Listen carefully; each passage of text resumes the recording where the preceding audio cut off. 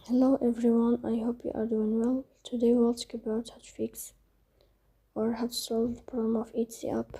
We click on settings. Here. Then in this page, we click on apps, default apps, app settings.